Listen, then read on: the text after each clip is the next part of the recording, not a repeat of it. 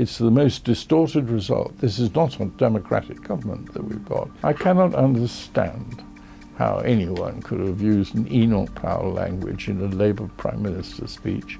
An evil force. And it was dealt with as an evil force, and we stamped it out, and we fought it. Lord Owen, thank you so much for talking to the iPaper. Can we go back a bit in history and tell us about how you got into politics? Well, I was always very worried about being a doctor and watching my friends becoming what I call medical vegetables. They'd only read about medicine. And so when some women in North Devon asked if I would put my name forward to be a candidate, you couldn't possibly win, and the only question was whether you could save your deposit. I thought it was quite a good idea. I left, I seem to remember, about 1 o'clock in the morning to go down to North Devon for a selection conference, and I had a copy of the New Statesman with me, which I remembered its editorial and was the basis of my speech. Just read it out, did you? Yes. And they chose me, and I was rather pleased about it. I mean, I couldn't possibly win, so it was not making, I thought, any political decision. But I drove down to Plymouth and to my parents' house, and my mother, who was actually an alderman on Devon County Council, really tore into me. She said, "It's ridiculous. Nobody will take you seriously. Once the hospital know you're playing around with politics, you can say goodbye to getting any decent jobs. It's madness, madness." Let's fast forward a bit. So you became an MP at 27 and then pretty quickly became Foreign Secretary. What was the Commons like in those days? Well, first of all, I went on being a doctor at St Thomas's just across the bridge. I mean, my whole life has been around Westminster Bridge. And politics didn't really start until 4 o'clock. A lot of shouting, a lot of noise. Some people would call it bad behaviour. I think it was a vibrant House of Commons, which I watched slowly die. And I suppose the final death note will come, and they are all campaigning for it, I see, that they'll vote pressing a button in their office. Talk to us about being Foreign Secretary and the challenges you faced and how that's informed your view on Europe and elsewhere. Well, it was a very exciting time to become Foreign Secretary, actually. I mean, it was only because Tony Crosland had died, but I later discovered that Callahan had even thought of appointing me earlier than that, which is amazing. I think he wanted a young person. He also saw that Africa was going to be a very major issue. He had shadowed Africa when he was a backbencher years when they were in opposition, and he knew it and understood it, and that was with the issue, really. Apartheid, Rhodesia. Fortunately, we had the Carter administration for the first time in American government that was seriously interested in doing something about apartheid. And we took South Africa through mandatory sanctions. And as soon as we did that, that was a big step when I was Foreign Secretary. You've got a sort of eagle-eyed worldview and a long-term view. Do you think Britain is still a racist country, or do you think things have moved on? I don't think Britain's been a racist country in my lifetime. There are people who are racist, and sometimes they organise, but not very long, and we've usually broken those type of group racism. We've been talking quite a lot about immigration recently. The Prime Minister made a speech a couple of weeks ago in which he used the language of strangers or... Now, in a diverse nation like ours, and I celebrate that, these rules become even more important. Without them, we risk becoming an island of strangers. I cannot understand how anyone could have used an Enoch Powell language in a Labour Prime Minister's speech.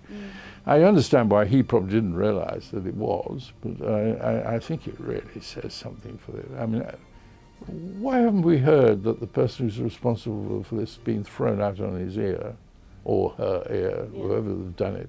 I mean, I wouldn't have had that person for a moment in my office. We could have used that speech. It must have been done deliberately. What was I mean, don't they understand how devastating Enoch Powell's attitudes were, and the dockers coming in responding to him? This was an evil force, and it was dealt with as an evil force, and we stamped it out, and we fought it.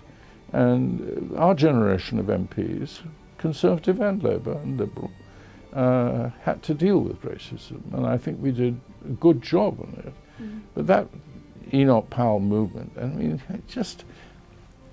somebody must have written that speech for him. Why the hell is he still around, or she around? I mean, I can't understand that. Well, how does a modern government, a Labour government, deal with the threat of reform and in the context of wide-scale migration? Well, I think unless they listen to the people, we live in a democracy. And if they are thought to be unable to grapple with this issue and to deal with it a lot more imaginatively and toughly, then they're going to be thrown out. What do you make of Nigel Farage? I can't warm to him, put it that way.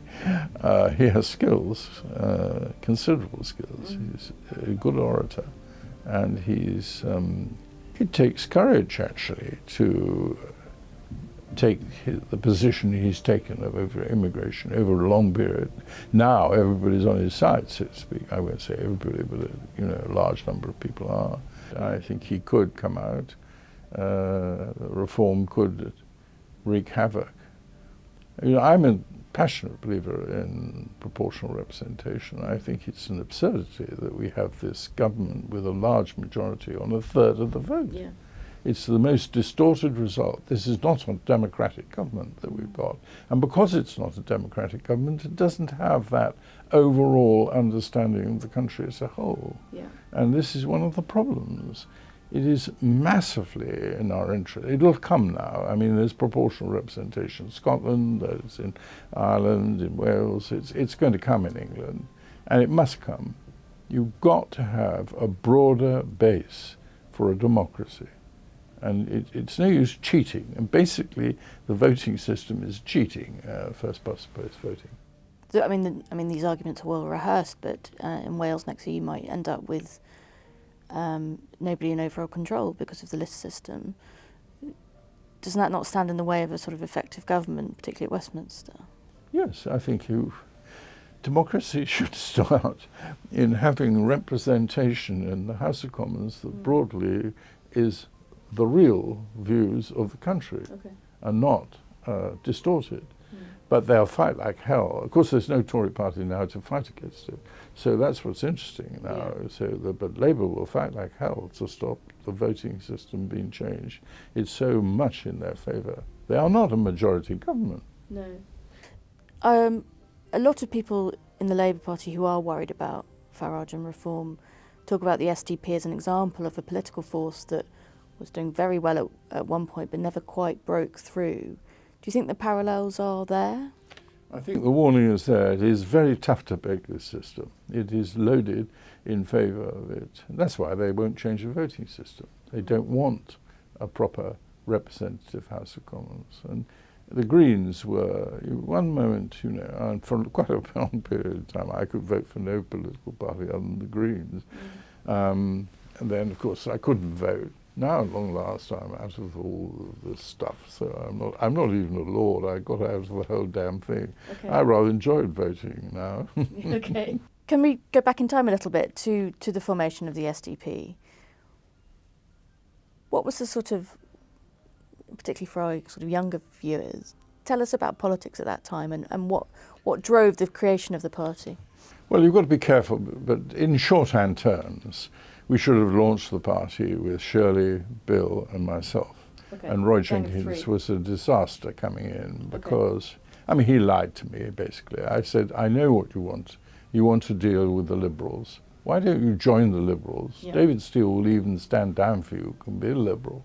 But we're not Liberals. We are genuine Social Democrats. Okay. And you promise that you will not spend your whole time, if you come into the Gang of Three and make it a Gang of Four, which is hard for me to stop, but I would have tried my best to. Yeah. He said, oh no, he would never have it. But as soon as he came in, all he could do was talk about wanting to join up with the Liberals. Okay. The party was a social democratic party. That was what it was about, Okay. and that's what it should have been. I mean, one of the things that did come out of the SDP is a sort of, looking back, is a kind of slightly more moderate Labour Party. Do you take credit for that? Of course. Yeah. The only thing that these people understand is when their votes are taken from them. And that's the reason we changed. It wasn't changes in the Labour Party, you force it. You find they go back to their constituency, and people who they've known for ages, they suddenly see SDP poster. Michael Foot came down when he was leader of the Labour Party to Plymouth. He's a Plymouthian, and so am I. He lost, actually. He couldn't win his seat. and he kept on wanting to go out to the council house estates. We've got to go up. And, of course, they knew what was going to face him in the election. And in the first election, he suddenly went up to these places which he knew. And I won't say every council house, but a hell of a lot of them had SDP posters and posters of the rebel horrible Owen in his own constituency, which he couldn't win, and goes off to Abervale when Narin Bevan dies. The Plymothians sorted Michael Foot out. They realised that he was not going to be able to represent them with his views on defence and all this stuff. No, you take their votes. It's the only thing. It's why you've got to be prepared to create new parties. You beat them in the ballot box. You may not win in the ballot box, but you deprive them of either a proper majority or some other party win. Looking at the Labour Party in the sort of left-wing axis of it now, there are lots of voices saying, you know, we've got to beat Farage on migration, but there are other parts of the party saying, well, the bigger threat or another threat from the Liberal Democrats, the Greens on the other side.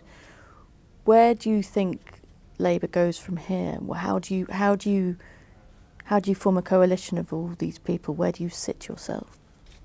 Well, I hope they go back to being the Labour Party and do something serious about poverty and deal with dreadful housing and deal with the issues that why a Labour Party was created. And I don't think they have anywhere near readdressed the real problem that they're not actually a Labour Party. Why do you say that? Well, they don't. When are they fighting for the poor? When are they fighting? There are a few Labour MPs, but you see it just in the present debates.